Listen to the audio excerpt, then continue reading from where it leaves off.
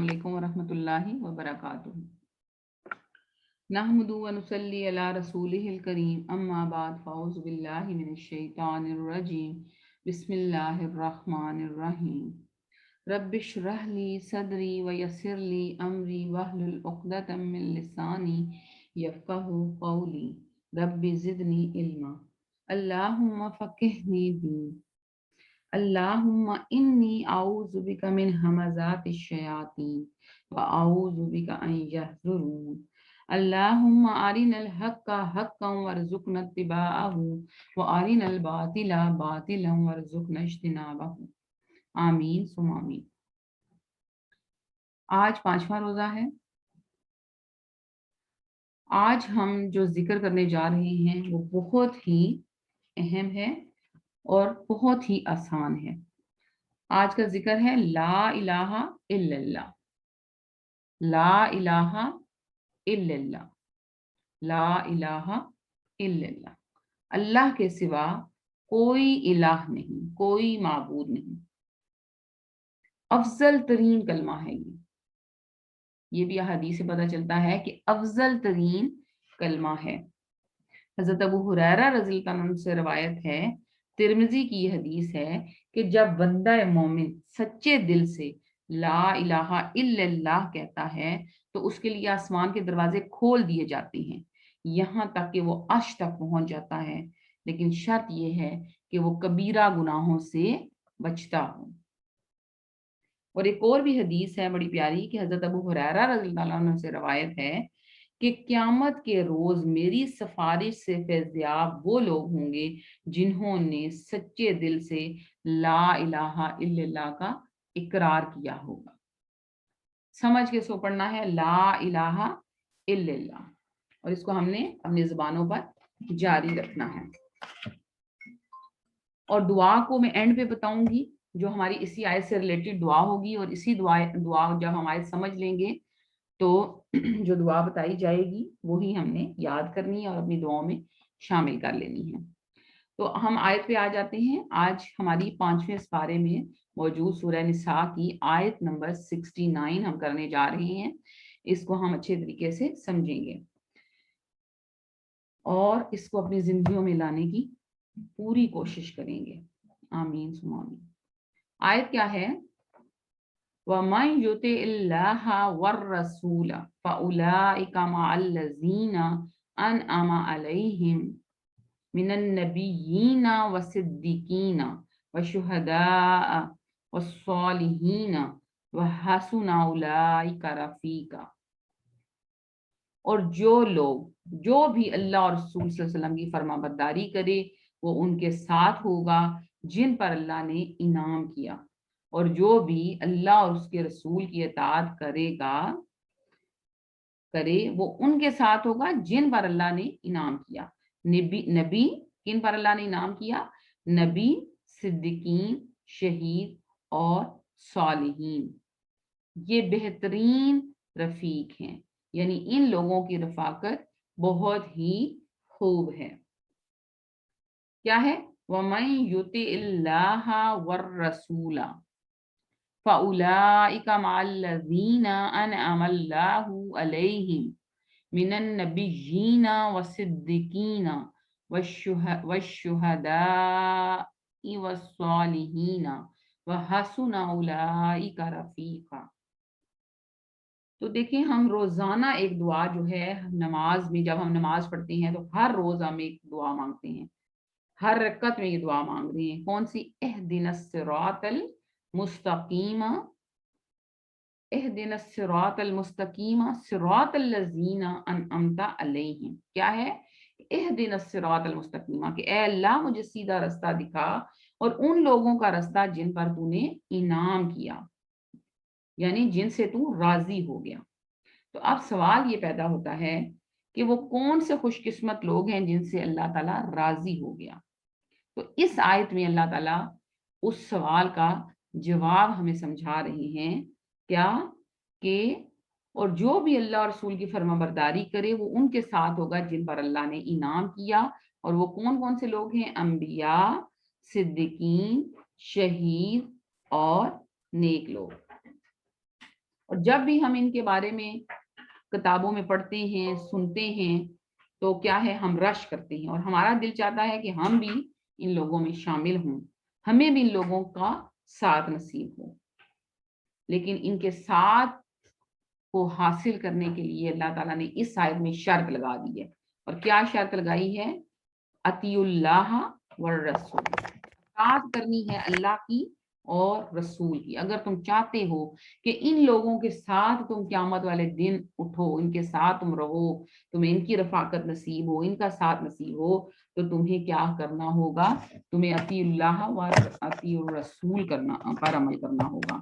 اللہ کی اطاعت کرنی ہوگی اور اللہ کے رسول کی اطاعت کرنی ہوگی.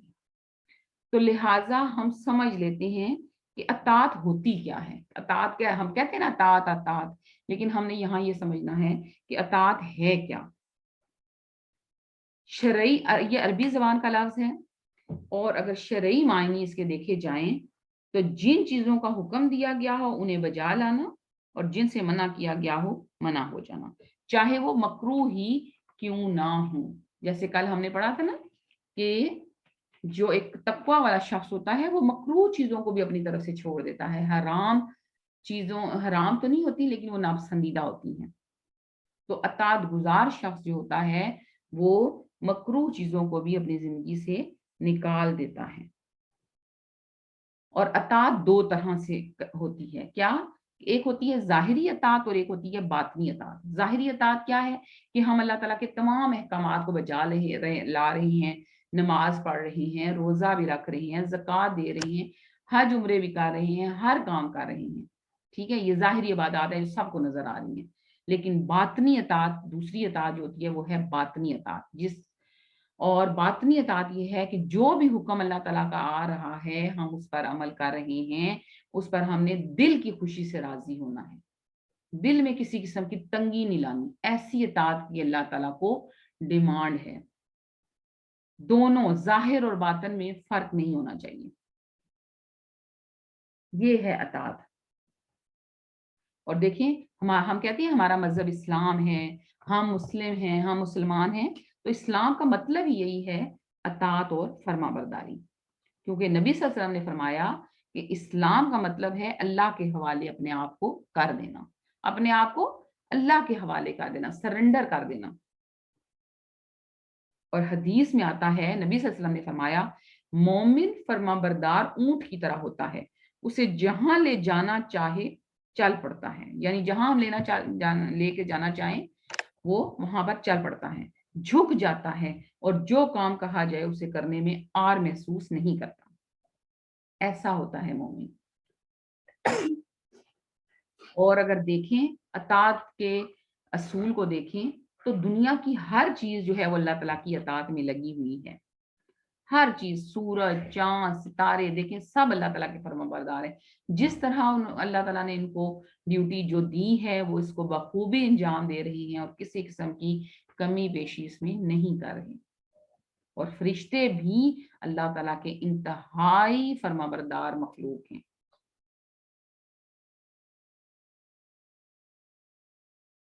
اور اگر ہم دیکھیں یہاں پر کیونکہ قرآن مجید میں نا بار بار اس کا ذکر آیا ہے کہ اللہ کی اطاعت کرو اور رسول کی اطاعت کرو. جہاں پر اللہ تعالیٰ نے اپنی اطاعت کا ذکر کیا ساتھ اللہ تعالیٰ نے رسولوں کی اطاعت کا بھی ذکر کیا.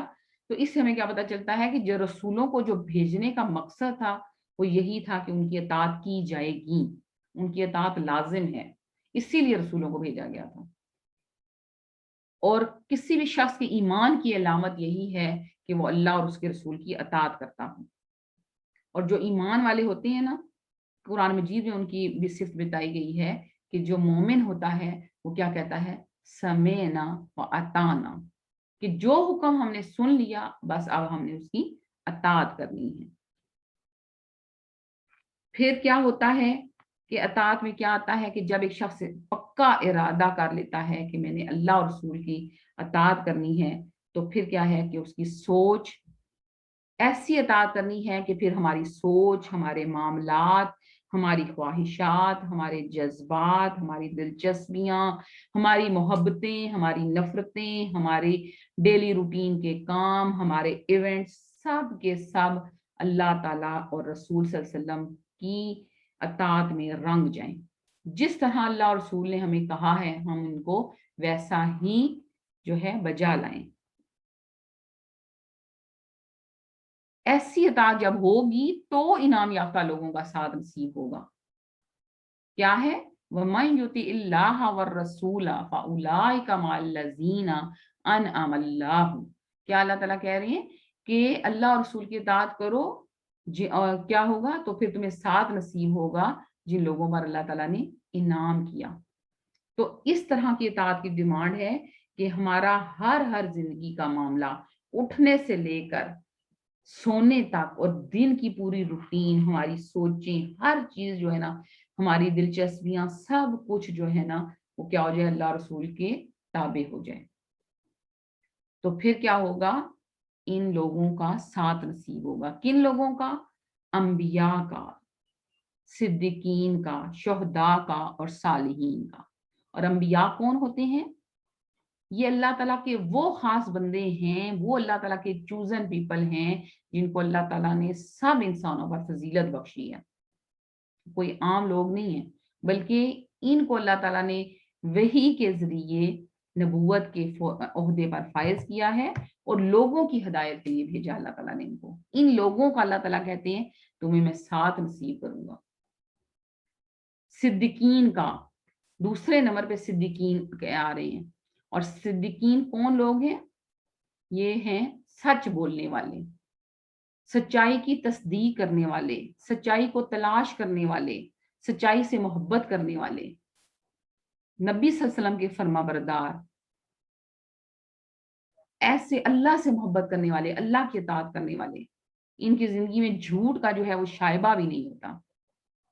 جیسے حضرت ابو بکر صدیق رضی اللہ تعالیٰ عنہ، حضرت عائشہ کا بھی دیکھیں ٹائٹل صدیقہ تھا، حضرت عائشہ صدیقہ رضی اللہ تعالیٰ عنہ. اور قرآن مجید میں اللہ تعالیٰ میں حضرت مریم کو بھی صدیقہ ہی کہا گیا کہ حضرت مریم جو تھی وہ صدیقہ تھی، سچی تھی، اللہ اور اس کے رسول سے محبت کرنے والی تھی، اللہ تعالیٰ کی اطاعت گزار تھی. تو ہم نے اپنا جائزہ لینا ہے کہ اگر ہم ان لوگوں کا ساتھ چاہتے ہیں تو ہم کتنے سچے ہیں، ہم کتنا سچ کو پسند کرتے ہیں. اور جب قرآن اور سنت کی کوئی بھی بات ہمارے سامنے بیان کی جاتی ہے تو ہم کتنا سچائی کے اوپر، اس سچائی کے اوپر قائم ہو جاتے ہیں. جائزہ لینا ہے ہم نے. اور تیسری جو کیٹیگری آ رہی ہے وہ آ رہی ہے شہداء کی. اور شہداء میں دو شہداء جو ہے نا، ایک تو شہید جو اللہ کی راہ میں کلمہ حق کو بلند کرتے ہوئے مارا جائے، ان کا ساتھ بھی نصیب ہوگا. اور ایک شہید شاہد سے نکلا ہے اور گواہ کو بھی کہتے ہیں.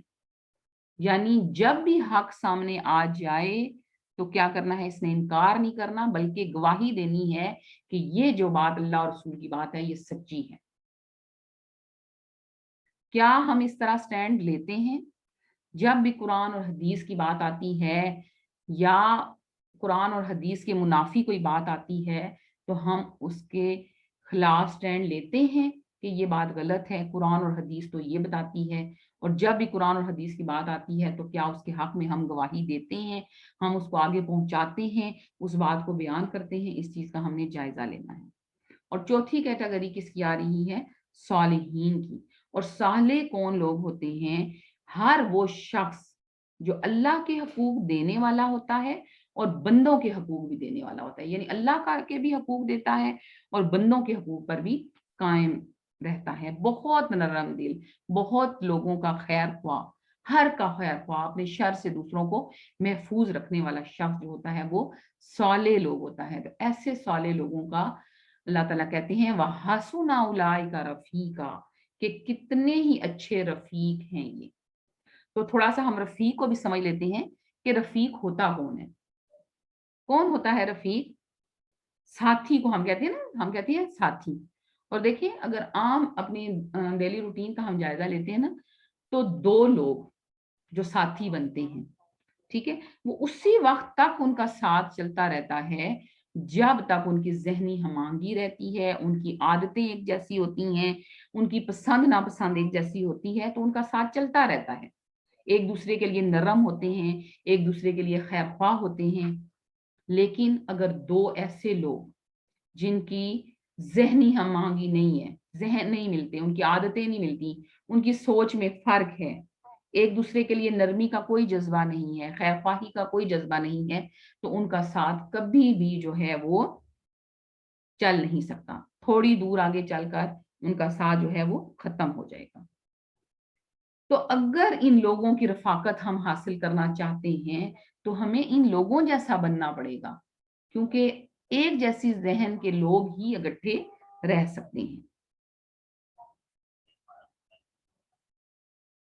تو لہذا کیا ہے کہ ہم نے اپنے اپنا جائزہ لینا ہوگا کہ ہم کتنے جو ہیں وہ سچے ہیں، کتنے ہم حق پر گواہ پر جو ہے قائم رہنے والے ہیں، اور کتنے ہم لوگوں کے حقوق دینے والے ہیں، کتنے ہم نرم ہیں، کتنے ہم خیر خواہ ہیں۔ ہم نے اپنا جائزہ لینا ہے اور اپنے اندر یہ صلاحیتیں پیدا کرنی ہیں، ہمیشہ سچ کو سننا ہے، سچ کو پسند کرنا ہے، ہمیشہ قرآن اور سنت کا دفاع کرنا ہے، اس کے حق میں بات کرنی ہے، تصدیق کرنی ہے اس کی، اور ہمیشہ دوسروں کے لیے خیر خواہ بن کے زندگی گزارنی ہے، نرم رہنا ہے۔ تو جب ہم اس طرح کے جذبات رکھیں گے تو تبھی ہمیں ان کا ساتھ نصیب ہوگا۔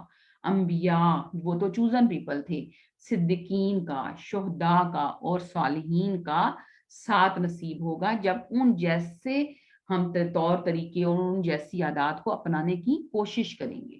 کیوں؟ کیونکہ ایک جیسے ذہن کے لوگ ہی اکٹھے چل سکتے ہیں اور ان کا ساتھ قائم رہتا ہے۔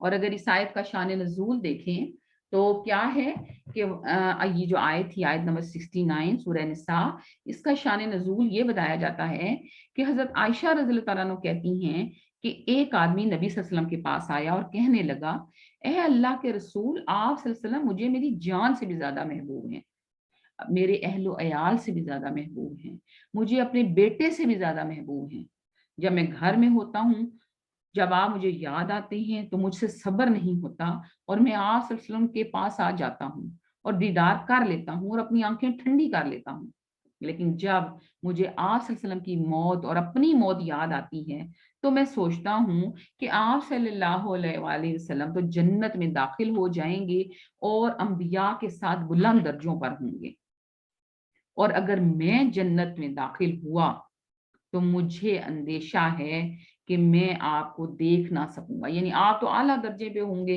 اور میں نچلے کسی درجے میں ہوں گا۔ تو نبی صلی اللہ علیہ وسلم نے کوئی جواب نہ دیا کہ جبرائیل علیہ السلام آئے اور یہ آیت نازل ہوئی۔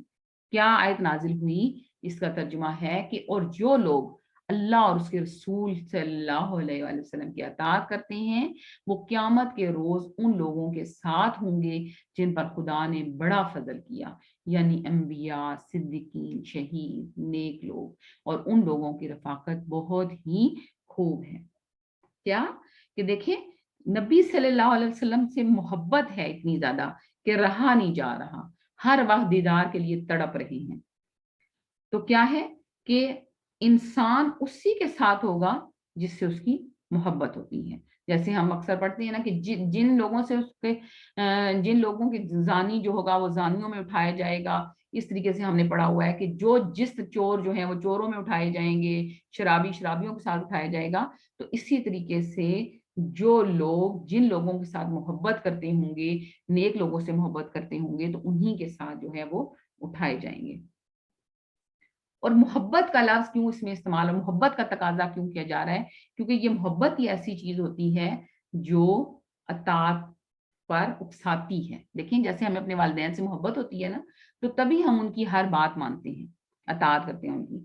تو اسی طریقے سے نبی صلی اللہ علیہ وآلہ وسلم سے محبت جو ہے وہی انسان کو اپنے ہر ارادے، ہر سوچ، اپنی ہر بات، اپنے ہر کام میں کیا کرتی ہے، ان کا اطاعت گزار بنا دیتی ہے۔ جب ایک شخص کو نبی صلی اللہ علیہ وسلم سے محبت ہوتی ہے نا تو تبھی وہ ان کے ہر عمل کی اطاعت کرتا ہے۔ لہذا اور نبی صلی اللہ علیہ وسلم سے جو محبت ہے وہ ایمان کی علامت ہے کہ ہر چیز سے بڑھ کر اس شخص کا ایمان مکمل نہیں ہو سکتا جب تک ہر چیز سے زیادہ بڑھ کر نبی صلی اللہ علیہ وسلم کی محبت ہمارے دلوں میں نہ بس جائے۔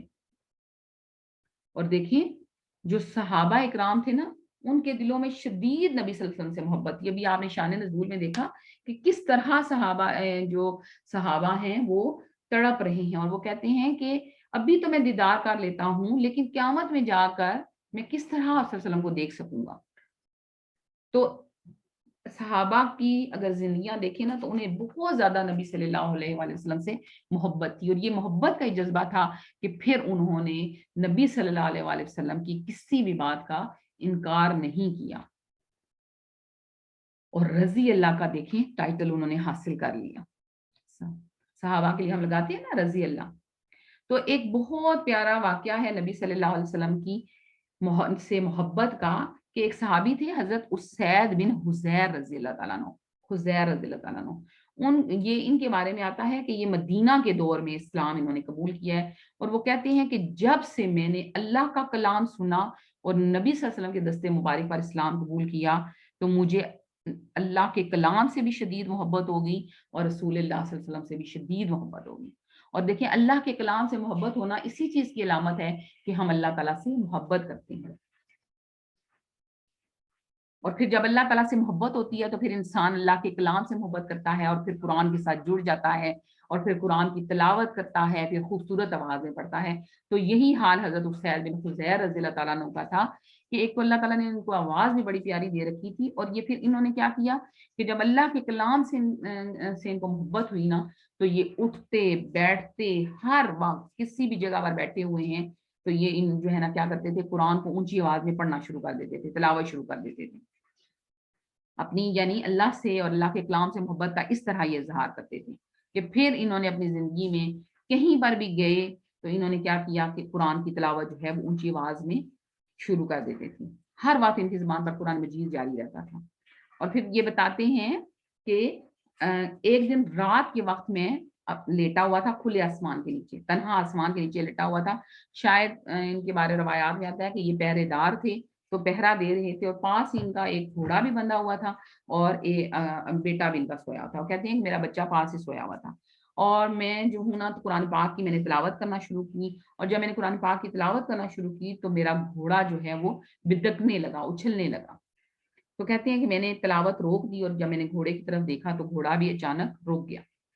پھر میں نے جب قرآن پاک کی تلاوت شروع کی تو پھر گھوڑا بدکنے لگا اور اچھلنے لگا, اور مجھے ڈر ہوا کہ کہیں میرے بیٹے کو نہ کچل دے. تو میں نے کہا کہ اٹھ کے جاؤں اور اس کی جگہ جو ہے وہ تبدیل کر دوں. اور کہتے ہیں کہ جب میں اٹھنے لگا تو میں نے آسمان کی طرف نظر اٹھائی تو دیکھا کہ ایک روشن بدلی ہے وہاں پر, اور اس کے ساتھ ایسے کندیلیں لٹک رہی ہیں جیسے چراغ سے نہیں ہوتے وہ لٹک رہی ہیں. اور جب میں نے تلاوت بند کر دی تو وہ جو کندیل, وہ جو بدلی سی ہے, روشن بدلی سی, وہ کیا ہے, وہ آسمان کی طرف اٹھ کے چلی جاتی ہے اور آسمان پر غائب ہو جاتی ہے. اور کہتے ہیں کہ صبح جب میں اٹھا اور میں نے یہ سارا ماجرا نبی صلی اللہ علیہ وسلم کو جا کر سنایا تو آپ صلی اللہ علیہ وآلہ وسلم نے فرمایا اسید وہ فرشتے تھے جو آسمان سے تمہاری تلاوت سننے کے لیے اتر رہے تھے, اور اگر تم اپنی تلاوت کا سلسلہ جاری رکھتے تو فرشتے زمین پر اترتے یہاں تک کہ ہم بھی انہیں اپنی آنکھوں سے دیکھ لیتے. تو کیا ہے کہ جن لوگوں کے دلوں میں اللہ اور اللہ کے کلام کی محبت پڑ جاتی ہے تو اللہ کی تمام مخلوق, اللہ کے فرشتے بھی ان سے محبت کرنے لگتے ہیں. پھر یہ صدیقین, شہداء, صالحین بھی ان سے محبت کرنے لگ پڑتے ہیں. اور پھر نبی صلی اللہ علیہ وسلم کی محبت کا وہ یہ کا جو اگر انداز دیکھیں ان کا کہ وہ کس طرح نبی صلی اللہ علیہ وسلم سے محبت کرتے تھے, تو روایات میں اس طریقے سے آتا ہے کہ حضرت اسید رضی اللہ عنہ کہتے ہیں کہ جس دن سے میں نے نبی صلی اللہ علیہ وسلم کے دستے مبارک پر اسلام قبول کر لیا تھا نا تو مجھے آپ صلی اللہ علیہ وسلم سے شدید ترین محبت ہو گئی تھی, اور میری اس شدید محبت میں میری سب سے بڑی حسرت یہ تھی کہ میں کسی طریقے سے نبی صلی اللہ علیہ وسلم کے جسم اقدس کو چوم لوں. کیونکہ اکثر ہوتا ہے نا کہ جیسے گھر میں کوئی چھوٹا بچہ ہے دیکھیں تو ہمیں اس سے محبت ہوتی ہے تو آتے جاتے اس سے جو ہے نا وہ سب چوم رہے ہوتے ہیں اس کو, دادا دادی بھی اور سب جو ہے اس کو چوم رہے ہوتے ہیں. ایک محبت کا ایک انداز ہوتا ہے چومنا. تو وہ کہتے ہیں کہ مجھے اتنی زیادہ محبت ہو گئی تھی, میں کہتا تھا کوئی مجھے بہانہ ملے, کوئی موقع ملے اور میں نبی صلی اللہ علیہ وسلم کے جسم کو چوم دوں. تو اللہ ایسی میرے دل میں یہ خواہش ہر وقت اٹھتی رہتی تھی, اور پھر اللہ تعالیٰ نے مجھے زندگی میں یہ موقع بھی دے دیا. کیا ہوا کہ ایک دن میں اسی طرح بیٹھا ہوا تھا تو محفل میں تو نبی صلی اللہ علیہ وسلم پیچھے سے آئے اور انہوں نے مجھے چٹکی کاٹی. نبی صلی اللہ علیہ وسلم کا ایک دوستانہ تعلق کا انہوں نے اپنا اظہار کیا, محبت کا اظہار کیا. تو کہتے ہیں کہ میں نے کہا کہ نبی صلی اللہ علیہ وسلم آپ نے مجھے چٹکی کاٹی ہے، تو مجھے تو بغل کے نیچے انہوں نے چٹکی کاٹی نا، تو انہوں نے کہا کہ آپ نے مجھے چٹکی کاٹی ہے تو مجھے درد ہوا ہے. تو آپ صلی اللہ علیہ وسلم نے کہا کہ اچھا تمہیں درد ہوا ہے تو چلو مجھے بھی کاٹ لو، یعنی آپ صلی اللہ علیہ وسلم کا بدلہ لے لو. عدل کا آپ صلی اللہ علیہ وسلم کے اندر بہت زیادہ عدل کی صفت پائی جاتی تھی. تو کہتی ہیں میں نے فوراً موقع دیکھا اور میں نے کہا کہ آپ نے تو میرے ننگے جسم پہ جو ہے چوٹکی کاٹی ہے اور آپ کے جسم پر تو کرتا پڑا ہوا ہے. تو آپ صلی اللہ علیہ وسلم نے فوراً اپنا کرتا جو ہے وہ اپنی کمر سے ہٹا دیا اور کہا کہ لو تم بھی مجھے چٹکی کاٹ لو. اور کہتے ہیں کہ یہ دیکھنا تھا تو مجھے اپنی جو میری زندگی کی جو حسرت تھی وہ پوری ہوئی اور میں نبی صلی اللہ علیہ وسلم کے پاس لپٹ گیا اور آپ صلی اللہ علیہ وسلم کے اتنے بوسے لیے کہتے ہیں کہ وہ میری زندگی کا سب سے اہم ترین جو ہے وہ لمحہ تھا. تو اللہ تعالیٰ ان قصوں کو ہی سن کر ہمارے دلوں میں بھی نبی صلی اللہ علیہ وآلہ وسلم کی محبت جو ہے وہ بھر دے اور ہمارے دلوں میں ایسی محبت آئے کہ ہم صرف نعرے لگانے والے نہ ہوں یا زبانی کلامی دعوے کرنے والے نہ ہوں، بلکہ ہمارے ہر عمل میں نبی صلی اللہ علیہ وسلم کی محبت اور نبی صلی اللہ علیہ وسلم کی اطاعت جو ہے شامل ہو جائے. اللہ تعالیٰ ہمیں نبی صلی اللہ علیہ وسلم کی اطاعت کرنے کی توفیق دے دے. آمین ثم آمین. جب نبی صلی اللہ علیہ وآلہ وسلم اتنی زیادہ محبت کرتے تھے تو نبی صلی اللہ علیہ وآلہ وسلم اسی لیے جو صحابہ اکرام تھے وہ نبی صلی اللہ علیہ وسلم سے اتنی زیادہ محبت کرتے تھے تو اسی لیے ان کی اطاعت جو تھی نا وہ بھی بہت ہائی لیول کی تھی کہ زندگی کا جو چھوٹے سے چھوٹا لمحہ بھی ہوتا تھا نا، چھوٹے سے چھوٹا کام بھی ہوتا تھا، وہ کیا کرتے تھے، وہ یہ کہتے تھے کہ ہم بس یہ نبی صلی اللہ علیہ وسلم کو ہم نے بس اب یہ کرتے ہوئے دیکھ لیا ہے تو بس اب ہم نے بھی یہی کام کرنا ہے. اور انہوں نے اس چیز کے لیے کوشش کی کہ ہم نے کہا ہے نا کہ ان کے لیے ہم کیا لفظ استعمال کرتے ہیں، صحابہ رضی اللہ تعالیٰ عنہ، اللہ ان سے راضی ہو گیا ہے. کیوں اللہ تعالیٰ ان سے راضی ہوا؟ کیونکہ انہوں نے اللہ تعالیٰ کے حکم کی بھرپور تعمیل کی ہے، اللہ کی بھی اطاعت کی ہے اور اس کے رسول کی بھی اطاعت کی ہے. جس طرح اللہ نے کرنے کا کہا تھا اس طرح انہوں نے اطاعت کی، کوشش کی، ایک ایک لمحہ اللہ کی اطاعت اور رسول کی اطاعت میں گزارا ہے. اور ان کی اطاعت اس درجے کی تھی کہ اگر ہم مثالیں دیکھیں نا کہ اگر کسی صحابی نے نبی صلی اللہ علیہ وسلم کے کرتے کے بٹن کہتے ہیں کہ کھلے ہوئے دیکھ لیے نا تو انہوں نے پھر پوری زندگی اپنے کرتے کے بٹن بند نہیں کیے. کیا ہے کہ ایک معمولی سی چیز ہے، دیکھیں دنیا کی بات ہے، لیکن بس کہ نبی صلی اللہ علیہ وسلم نے یہ کام کیا ہے تو میں نے اس کو دیکھ لیا تو اب میں بھی یہی کام کروں گا. تو عروہ رضی اللہ عنہ کہتی ہیں کہ میں نے سردی اور گرمی میں معاویہ رضی اللہ تعالیٰ عنہ اور ان کے بیٹے کو دیکھا کہ ان کے کرتے کے بٹن کھلے رہتے تھے، سردی ہو یا گرمی. کیوں؟ کیونکہ انہوں نے ایک دفعہ نبی صلی اللہ علیہ وآلہ وسلم کو کے کرتے کے بٹن کھلے ہوئے دیکھ لیے تھے. اور صحابہ کا یہ رد عمل تھا کہ جس کام کی آپ صلی اللہ علیہ وسلم نے رغبت دلا دی نا، چاہے وہ لازم ہے یا نہیں ہے، لیکن انہوں نے اس کام کو بجا لانا ہے. زید بن خالد جوہنی کہتے ہیں کہ نبی صلی اللہ علیہ وسلم نے فرمایا کہ اگر مجھے اپنی امت پر مشقت کا اندیشہ نہ ہوتا تو میں انہیں ہر نماز کے بعد مسواک کا حکم دے دیتا. دیکھیں لازم نہیں کی، کہتے ہیں نبی صلی اللہ علیہ وسلم نے کہا کہ مجھے اپنی امت پر مشقت کا اندیشہ نہ ہوتا تو میں انہیں ہر نماز کے بعد مسواک کا حکم دے دیتا. تو کہتے ہیں کہ زید بن خالد کے اسی وجہ سے زید بن خالد کے کان پر ہر وقت مسواک اس طرح لٹک رہی ہوتی تھی جیسے کاتب کا قلم اس کے کان پہ لگا ہوتا ہے کہ یعنی کسی وقت بھی کوئی بات آئی تو بس اس نے اب لکھنی ہوگی. اور جیسے ہی اقامت ہوتی نماز شروع ہونے سے پہلے وہ فوراً اپنے دانتوں پر جو ہے نا وہ مسواک مل لیا کرتے تھے کہ نبی صلی اللہ علیہ وسلم نے اس چیز کا حکم دیا ہے.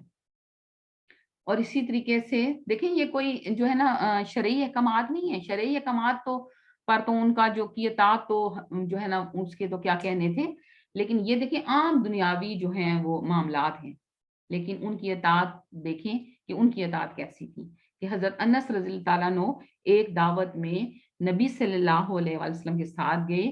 آپ صلی اللہ علیہ وآلہ وسلم کے سامنے شوربہ رکھا گیا جس میں کدو تھے. تو آپ صلی اللہ علیہ وسلم نے کدو جو ہے آپ صلی اللہ علیہ وسلم کھانے لگے کیونکہ آپ صلی اللہ علیہ وسلم کو کدو بہت پسند تھی. اور انس رضی اللہ تعالیٰ عنہ کہتے ہیں کہ میں نبی صلی اللہ علیہ وسلم کے آگے کدو اور کرنے لگا کہ آپ صلی اللہ علیہ وسلم اور کھائیں اور آپ صلی اللہ علیہ وسلم کھاتے گئے.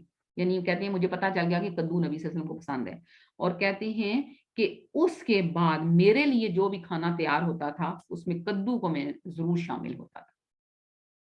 بس نبی صلی اللہ علیہ وسلم کی محبت تھی جس کی وجہ سے انہوں نے کہا کہ نبی صلی اللہ علیہ وسلم کو پسند ہے تو میں بھی اس چیز کو پسند کروں گا. اور جو چیز آپ صلی اللہ علیہ وسلم کو ناپسند ہوتی تھی सहाबा भी फिर उसको छोड़ देते थे। हजरत अबू अयूब रज़ी अल्लाह अन्हु अंसारी के बारे में आता है कि वो जो है ना नबी सल्लल्लाहु अलैहि वसल्लम का खाना तैयार करते होते थे, और जब उनका नबी सल्लल्लाहु अलैहि वसल्लम की तरफ खाना भेजते थे और आप सल्लम खा चुकते थे और वो वापस आता था, तो उसी प्लेट में वो पूछते थे कि कहाँ कहाँ नबी सल्लल्लाहु अलैहि वसल्लम ने हाथ लगाकर खाना खाया है, और फिर वो वहां वहां हाथ लगा लगा कर खाना खाते थे। यानी ऐसी मोहब्बत थी उनके दिल में। और कहते हैं कि एक दफा खाना इसी तरह वापस आ गया, तो मैंने नबी सल्लल्लाहु अलैहि वसल्लम से पूछा कि आज आपने खाना नहीं खाया, तो उन्होंने कहा इसमें लहसुन पड़ा हुआ है। तो कहती है एकदम मैं डर गया, मैंने कहा शायद लहसुन हराम है। तो मैंने कहा कि या रसूलल्लाह क्या ये हराम है? आप सल्लल्लाहु अलैहि वसल्लम ने कहा कि हराम नहीं, मुझे नापसंद है। तो क्या हुआ कि उसके बाद हजरत अबू अयूब अंसारी कहती हैं कि मैंने अपनी जिंदगी से अपने सालन में से लहसुन को नापसंद कर दिया, निकाल दिया, कि नबी सल्लल्लाहु अलैहि वसल्लम को अगर पसंद है तो मुझे भी फिर नापसंद है। क्या है, आम दुनियावी मामलात हैं, लेकिन सहाबा जो हैं वो, उन्होंने अपने आप को पाबंद रखा नबी सल्लल्लाहु अलैहि वसल्लम की मोहब्बत पर और नबी सल्लल्लाहु अलैहि वसल्लम की अताअत पर। और सहाबा कहा करते थे कि नबी सल्लल्लाहु अलैहि वसल्लम को अल्लाह ने हम पर मबूस किया है जब हम कुछ नहीं जानते थे। यानी नबी सल्लल्लाहु अलैहि वसल्लम को अल्लाह ताला ने उस वक्त हमारे ऊपर मुकर्रर किया, हमारी तरफ भेजा, नबी बनाकर भेजा, जब हम तो बिल्कुल लाइल थे, हम तो जाहिल थे, हमें तो कुछ भी नहीं पता था। अब हम वही काम करेंगे जो हमने आप सल्लल्लाहु अलैहि वसल्लम को करते हुए देखा है।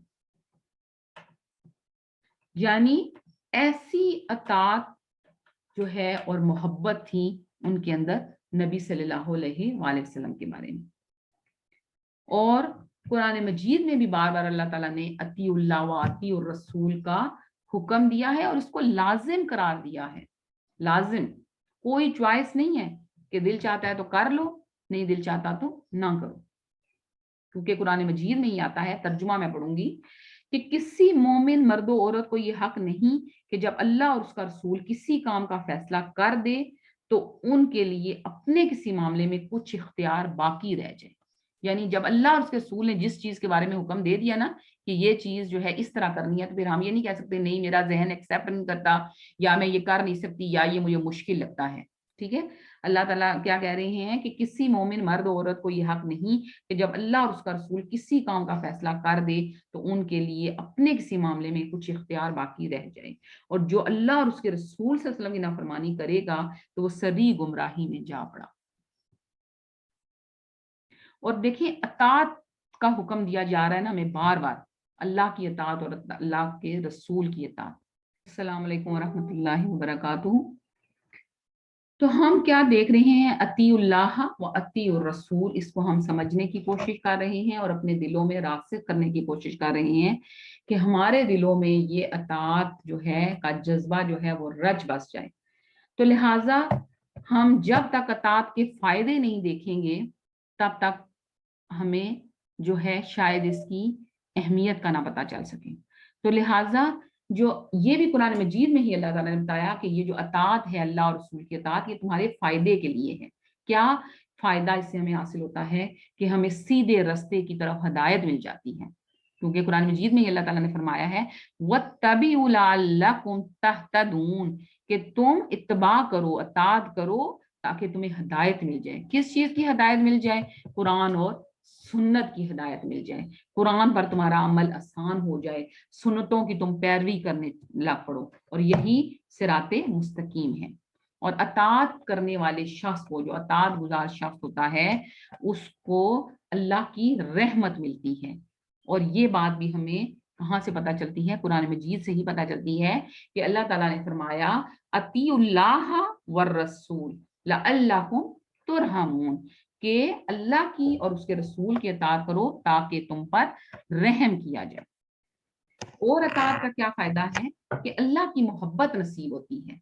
देखें, जो भी अताअत गुजार शख्स होता है ना, अताअत गुजार औलाद होती है, तो हमें ऑटोमेटिकली उससे मोहब्बत होना शुरू हो जाती है।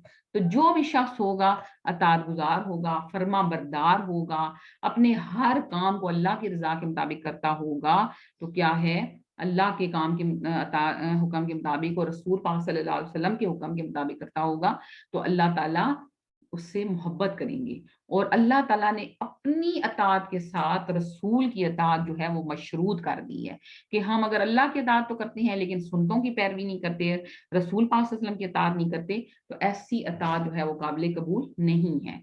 کیونکہ اللہ تعالیٰ نے کہ ہر جگہ جگہ کہا کہ رسول کی اطاعت ہی دراصل اللہ کی اطاعت ہے.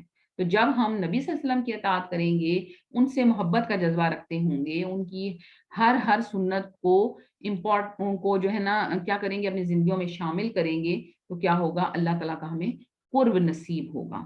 اور اس کے علاوہ یہی اطاعت اطیع اللہ و اطیع الرسول پل صراط پر نور کا باعث بھی بنے گی. اور اطاعت گزار جو لوگ ہوں گے، اللہ کے اور رسول پاک صلی اللہ علیہ وسلم کے جو فرما بردار لوگ ہوں گے، ان کو جنت حاصل ہوگی. اور یہ چیز بھی ہمیں قرآن مجید سے ہی پتہ چلتی ہے کہ خود اللہ تعالیٰ نے فرمایا، اسی سورہ نساء میں ہی آتا ہے کہ جو اللہ اور اس کے رسول کی اطاعت کرے گا وہ اس سے جنت میں داخل کرے گا جس کے نیچے نہریں بہتی ہیں، اور یہی کامیابی ہے. اور جو نافرمانی کرے گا اللہ اور اس کے رسول کی اور حدوں کو تجاوز کرے گا، وہ اسے آگ میں داخل کرے گا اور اس میں ہمیشہ رہنے والا ہے، اور اس کے لیے رسوا کن عذاب ہے. تو کیا ہے، اطاعت جو ہے وہ فائدے کی چیز ہے کہ ہمیں ایک سیدھا ٹریک مل جائے گا، ہم صراط مستقیم پر چل نکلیں گے اور ہمیں فلاح مل جائے گی، ہمیں کامیابی مل جائے گی. اور نافرمانی اگر ہم کرتے ہیں اللہ کی اور اس کے رسول کی، تو کیا ہے، اس کے نقصان ہی پھر نقصان ہے. کیوں؟ کیونکہ نافرمانی انسان کو کفر تک لے جائے گی، انسان اسلام کے دائرے سے نکل کر کفر میں چلا جاتا ہے. پھر ہدایت کی بجائے وہاں پر ہدایت مل رہی ہے، نافرمانی کی شکل میں انسان گمراہ ہو جائے گا، وہ اپنا راستہ بھٹک جائے گا اور جہنم کی طرف چلا جائے گا، عذاب کی طرف چلا جائے گا. تو لہٰذا کیا ہے، نبی صلی اللہ علیہ وسلم کی اطاعت اور محبت ہم نے اپنے اوپر لازم کر لینی ہے. اور نبی صلی اللہ علیہ وسلم کی اطاعت کے لیے ہمیں کیا کرنا ہوگا، سیرت کو جاننا ہوگا، سیرت کے پہلوؤں کو اپنی زندگی میں لانا ہوگا، سنتوں کی پیروی کرنی ہوگی، نبی صلی اللہ علیہ وسلم پر کثرت سے درود شریف پڑھنا ہوگا، کیونکہ اس چیز سے بھی اللہ کی بھی رحمتیں ملتی ہیں. ہم نے درود شریف کی فضیلت بھی پڑھ لی تھی، اور نبی صلی اللہ علیہ وسلم کا قرب بھی نصیب ہوگا. اور سنتوں کی ہم نے اس حد تک پیروی کرنی ہے کہ پھر یہ جو ہمارا کانسیپٹ ہے موقدہ غیر موقدہ، ٹھیک ہے نا، ہم اس طرح کا جو کانسیپٹ ہے یہ ہماری زندگی میں نہیں رہے گا، بلکہ ہمارا رویہ بھی صحابہ والا رویہ ہو جائے گا کہ ہم موقدہ تو کر لیتے ہیں لیکن غیر موقدہ کو ہم جو ہے وہ چھوڑ دیتے ہیں. ٹھیک ہے، تو کیا کرنی ہے، ہم نے کوشش کرنی ہے کہ اپنی استطاعت کے مطابق سنتوں پر زیادہ سے زیادہ عمل کرنا ہے، اور چھوڑنی بالکل بھی نہیں ہے کوئی سنت. یہ نبی صلی اللہ علیہ وسلم کی اطاعت ہے. اور جو دیکھیں صحابہ کا رد عمل ہم نے دیکھا، صرف دنیاوی معاملات میں صرف ہم نے ایک نظر دوڑائی ہے، اور شریعت کے احکام میں تو وہ کسی قسم کی بھی جو ہے وہ کمی نہیں ہونے دیتے تھے. تو کیا ہے کہ شریعت کے احکامات میں جو ہے اللہ اور اس کے رسول کی اطاعت پر کسی قسم کا کمپرومائز نہیں ہو سکتا، چاہے وہ عبادات کے معاملات ہوں یا عام زندگی کے. دیکھیں عبادات کے جیسے معاملات ہیں، نماز ہو گیا، روزہ ہو گیا، جس طرح اللہ تعالیٰ نے حکم دیا ہے، زکوٰۃ ہوگی جس طرح کا اللہ تعالیٰ نے حکم دیا ہے، نبی صلی اللہ علیہ وسلم نے حکم دیا ہے، اسی طرح اس کو بجا لانا ہے. جیسے نماز کے بارے میں نبی صلی اللہ علیہ وسلم نے کہا کہ نماز اس طرح پڑھو جس طرح تم مجھے دیکھتے ہو میں پڑھ رہا ہوں، یعنی اس درجے کی پیروی آپ صلی اللہ علیہ وسلم کی پیروی کرنی ہوگی کہ جس طرح نبی صلی اللہ علیہ وسلم نے نماز پڑھی ہم نے اس طرح سے ہی پڑھنی ہے. اس میں زیادتی کرنا، اس میں کمی کرنا، اس چیز کی اجازت نہیں ہے، اور یہ اطاعت میں نہیں ہوگا. اور شریعت کے احکامات میں کسی قسم کی تبدیلی کی بھی اجازت نہیں ہے کہ خود ساختہ چیزیں بیچ میں بنا لینا، بدعات کو رائج کر لینا، یہ چیز جو ہے وہ کسی صورت جو ہے وہ اللہ کی اطاعت اور رسول صلی اللہ علیہ وسلم کی اطاعت میں نہیں آئے گی.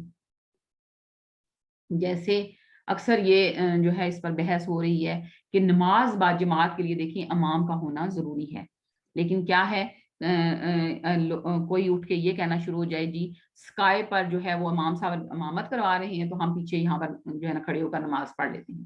تو ایسا جو ہے وہ شریعت کے احکامات میں اس طرح کی خود سے کوئی بات نکال لینا، یہ چیز جو ہے وہ بالکل غلط ہوگی، اس کی کسی صورت جو ہے وہ اجازت نہیں ہے. اور نبی صلی اللہ علیہ وآلہ وسلم کے حکم کے سامنے کسی اور کا حکم لے آنا یہ جو ہے وہ تعظیم کے خلاف ہے.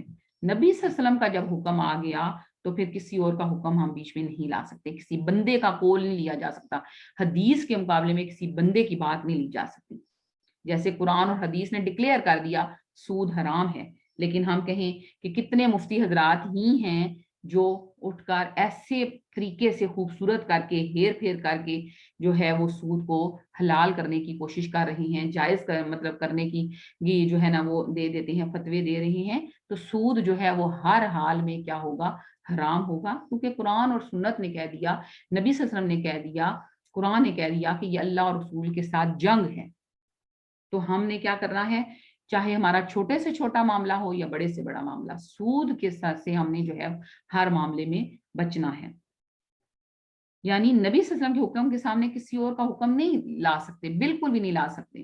یہ چیز جو ہے وہ اطاعت کے خلاف آئے گی، اور ایسی اطاعت جو ہے وہ ایسی جو نافرمانی کرنے والا جو شخص ہے اس کو پیچھے آپ نے سورہ نساء کا ترجمہ پڑھا ہے کہ وہ جہنم میں ڈالا جائے گا۔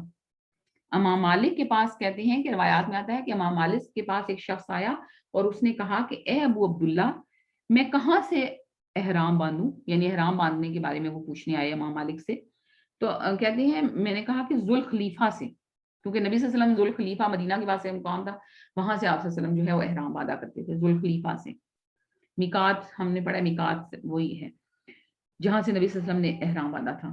تو اس نے کہا کہ میں مسجد حرام سے جو ہے نا وہ باندھنا چاہتا ہوں، میں چاہتا ہوں کہ نبی صلی اللہ علیہ وسلم کے روضہ رسول کے پاس سے جو ہے نا وہ میں احرام باندھوں۔ تو امام مالک کہتے ہیں میں نے کہا کہ ایسا نہ کرو، مجھے ڈر ہے کہ کہیں تم کسی فتنے میں نہ پڑ جاؤ، کیونکہ تم ایک نئی راہ نکال رہے ہو، اور اس سے بڑا فتنہ اور کیا ہو سکتا ہے کہ تم اس کی فضیلت میں سبقت لے گئے جس کو رسول پاک صلی اللہ علیہ وسلم نے چھوڑ دیا۔ یعنی ہم یہ سوچیں کہ یہ چیز جو ہے وہ اس طرح ہونی چاہیے تھی، اور دین میں نئی نئی چیزیں ایجاد کر لیں۔ کیوں؟ کیونکہ جو لائن شریعت نے ہمارے لیے ڈرا کر دی ہے نا، اس سے آگے نہیں ہم نے نکلنا، نہ دائیں ہونا ہے نہ بائیں ہونا ہے، اس لائن پہ ہم نے چلنا ہے، کانشیس ہو کے رہنا ہے، ورنہ جب دائیں بائیں ہونے کی کوشش کریں گے تو فتنے میں پڑ جائیں گے۔ کیوں؟ کیونکہ نبی صلی اللہ علیہ وسلم پر جو دین اترا ہے وہ کامل دین ہے۔ الیوم اکملت لکم دینکم، قرآن کی آیت ہے، آخری آیت ہے کہ آج تمہارے لیے تمہارا دین مکمل کر دیا۔ اب کوئی اٹھ کے اپنی طرف سے دین میں نئی نئی باتیں اور نئی نئی ایجادات کرنے لگ پڑے، اور اپنی انٹرنل سیٹسفیکشن کے لیے سنتوں سے آگے بڑھ کر مزید نیکیاں کرنے کی کوشش کر دے، تو یہ جو ہے نا چیز کیا آئے گی، یہ اطاعت نہیں ہوگی، یہ نافرمانی ہو جائے گی، اور کیا ہو جائے گا؟ انسان گمراہ ہو جائے گا۔ تو لہٰذا ہر معاملے میں اللہ اور اس کے رسول کی ہی اطاعت کو ہم نے اپنی زندگی کا مقصد بنانا ہے۔